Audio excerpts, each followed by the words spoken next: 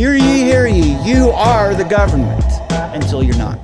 So don't let that happen. This is how you can be a whistleblower and a disruptor of global agendas at the local level.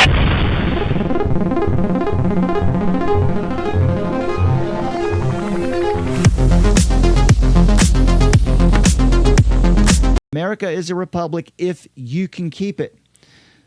So here's some tips on how to engage. If you want your local government to be free of regional governance influences, too much state influence, and certainly you want to try to keep the federal government out of your local government as much as possible.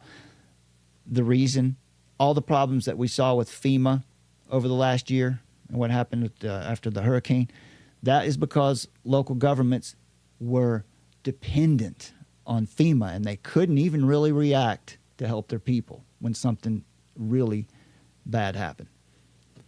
If you go down to your city hall, your town hall, and they're one of these policy meetings, or it's just a regular city hall meeting where one of these policies or one of these topics comes up, and you know it's happening. This is how you can be a whistleblower and a disruptor of global agendas at the local level. You need to be aware of when they're having their meetings, first and all. And you need to be attending relevant meetings. Bring at least one friend with you. You need 3. You need to have 3 people. Record the meeting.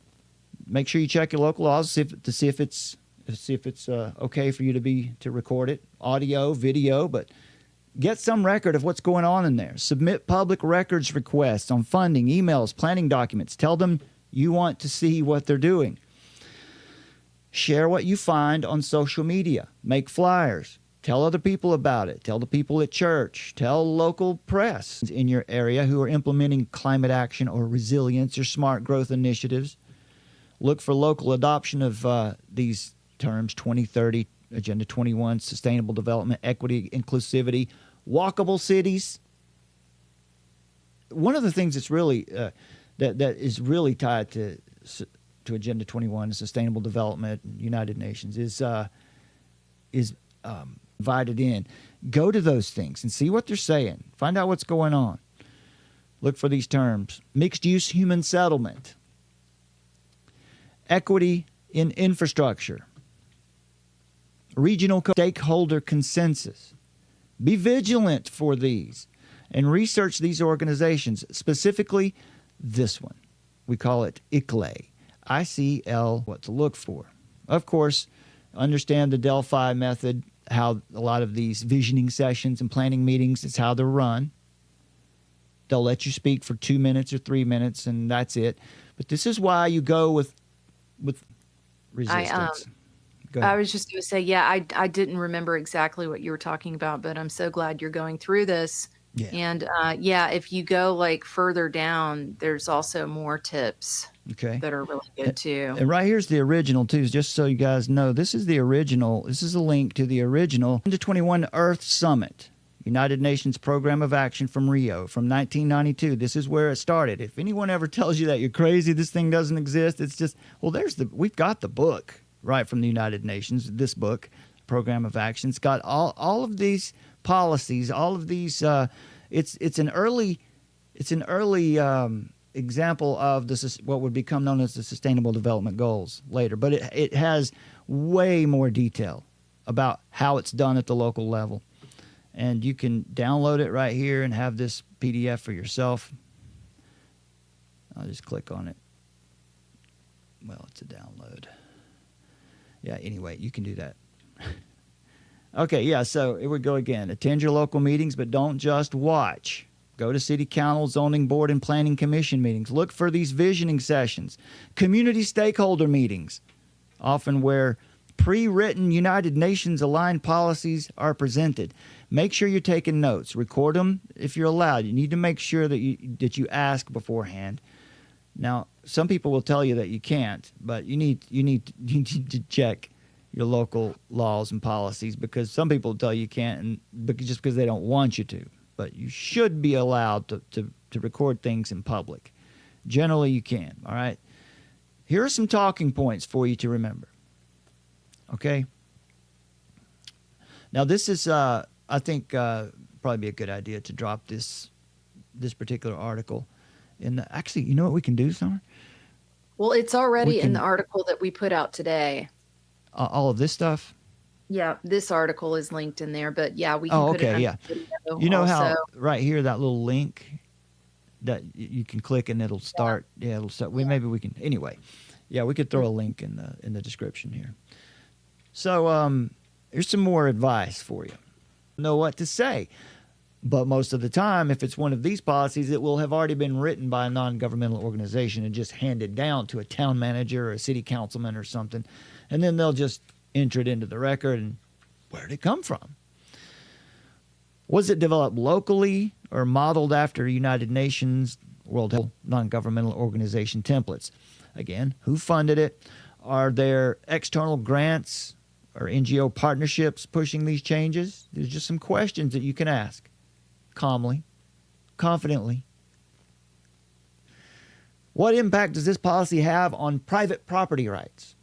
Parental authority, right? If you've got a child in school and you go to a school board meeting, this is a great question to ask. What impact does this policy you're planning here have on parental authority or parental rights?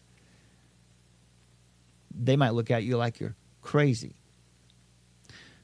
And that might be because they don't even know themselves how ultimately what they're proposing that came from somewhere else is intended to obscure your parental rights, to plan bypasses local accountability. These are just things you can say, not even questions.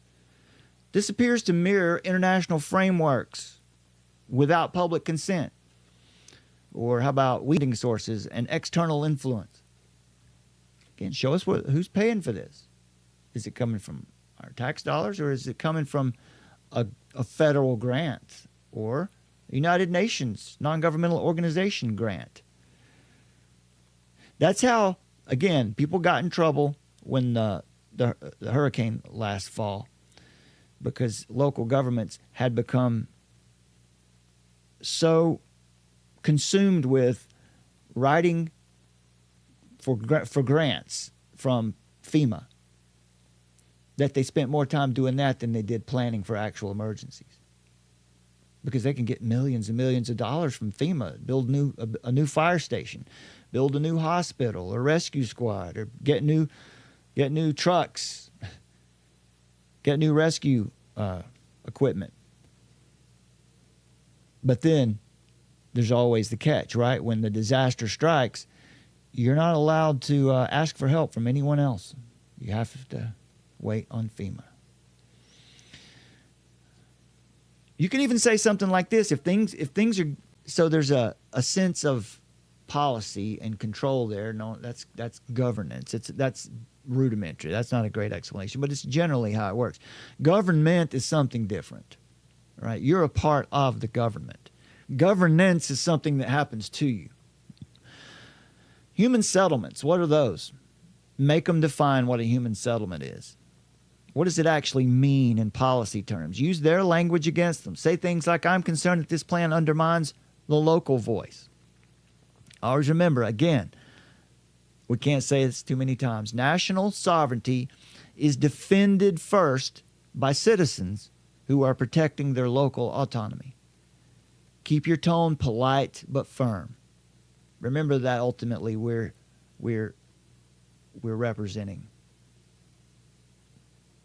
Jesus Christ. We're representing our master and our king here while we're in this world. So we want to be good representatives, be polite but firm, because these officials, remember, everyone has been trained up in this touchy-feely stuff for a long time now, and these officials are trained to dismiss anything that sounds too direct, too angry, or too conspiratorial. Sensitivities training. Yes, exactly. Sensitivity training. Be sharp, not ranty. That means that you need to know what you're going to say before you go in there. You just write it down. And if you've got some of your friends that are really good at this, that are good at being cool and calm in a public setting and putting these things out, have them be the spokesman. Make sure you document things. Keep notes. Record the meetings. Set up a YouTube channel. It doesn't cost you anything to do it. You can post it. You can find video. You can find channels all over YouTube where people have done just this. They go to their city council meetings and they record them specifically to keep up with their work emails. Pretty soon, you can expose the NGOs that are influencing this stuff. Use the power that you have before it's biased and assumes that an agreement has already been made. If an agreement's already been made, then why are we here? What is this about? If the leader of the meeting is suppressing dissent or categorizing what you're saying or your group is saying as out of scope or not constructive, just remain calm and be persistent. Don't argue with that point. Keep calm and continue to make your points. So if you follow these protocols, that will ensure that your dissent will not be easily dismissed. Wise as serpents, gentle as doves. This is who we are. We can do this. We can do this, and we can be successful at this.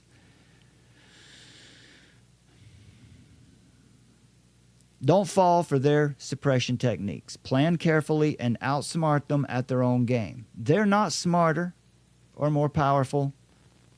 They just have more training. They had a plan before they came to that meeting, so you need to have one too.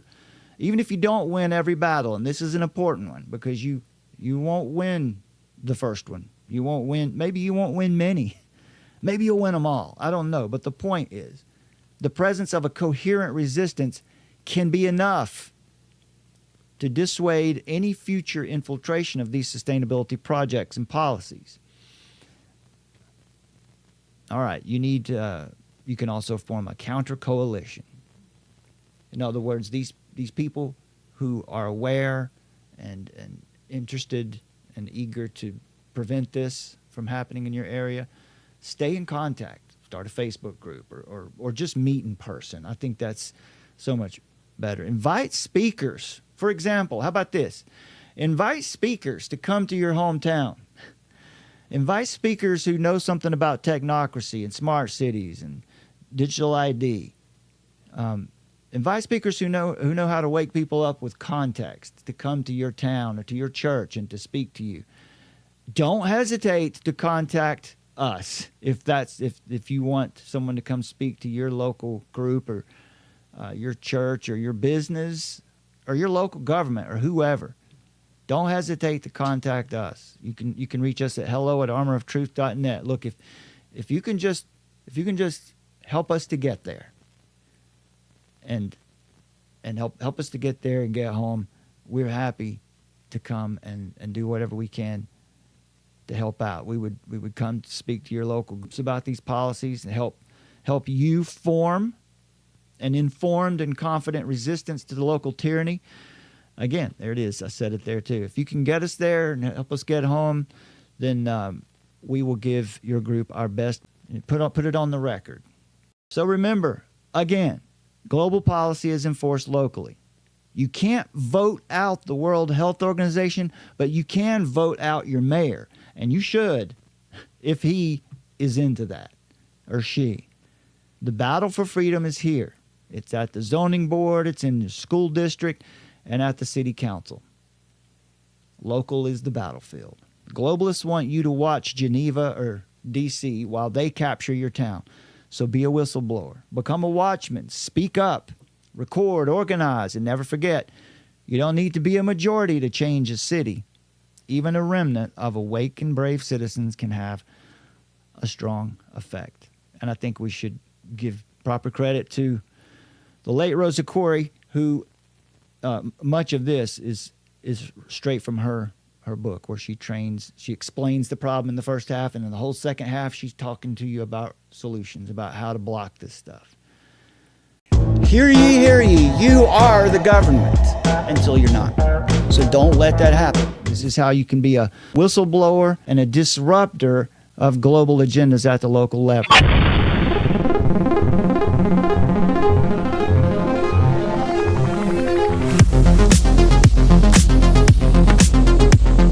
And man will either worship the one true God, or man will worship a lie. It's time to speak out. Speak out. Worldviews.